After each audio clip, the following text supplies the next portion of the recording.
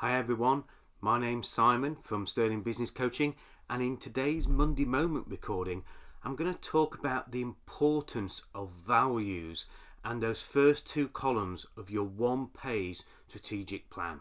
Back in a moment.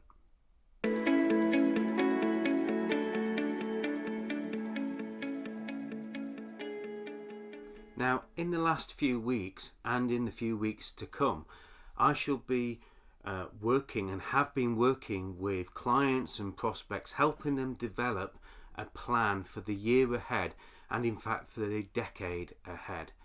And one of the things that I've found myself bringing many people back to are the first two columns of that one-page strategic plan that I learned many years ago in the book by Verne Harnish called The Rockefeller Habits.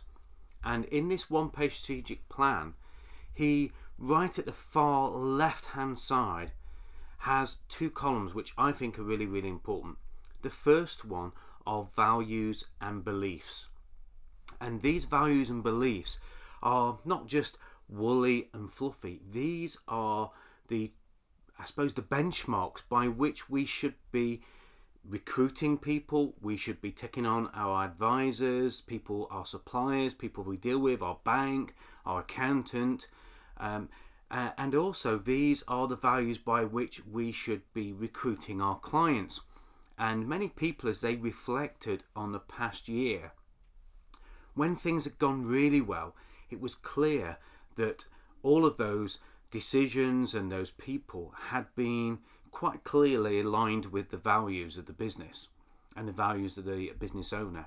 But when it hadn't gone well, trust me, those values were completely out of alignment. People just were totally the opposite of the values, and the more distance they were away from the values, the worse the circumstances became.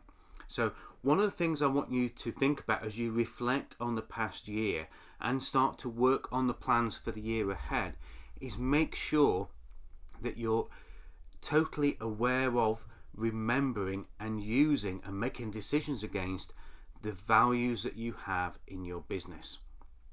The other column then, moving across to the right, and the most important one, and I've mentioned this in recordings before, is to remember your purpose. And we have two purposes. We have an internal purpose, which we want to achieve, we want our business to achieve, we want our team to achieve, and perhaps we wouldn't share it with the world, we wouldn't share it with our clients. It might be to sell your business for £5 million within the next 2 weeks or next year. But then there's an external purpose. Why do you do what you do? And I mentioned it back in a November recording, Simon Sinek, starting with the why. So in that second column, we have to think about the purpose.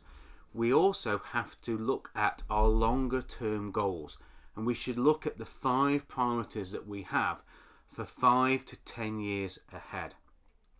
And then right at the bottom of that column, there's the big, hairy, audacious goal. And I'll probably save that for another recording, but it's about what do we say to the world? What do we want to be renowned for? What do we want to be legendary for? So when you're making your plans for next year and the decade ahead, remember to reflect on your values and beliefs, your internal, external purpose, your big goals that we talked about just a week or so ago in the clown effect, and that big, hairy, audacious goal. What do you want to be legendary for?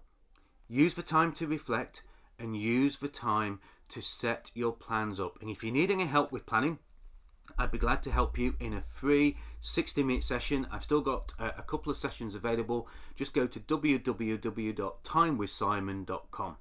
My name's been Simon from Sterling Business Coaching. It's been a pleasure to share this Monday's moments from the week that I've had with clients and prospects last week, and I wish you success for the week ahead. Bye for now.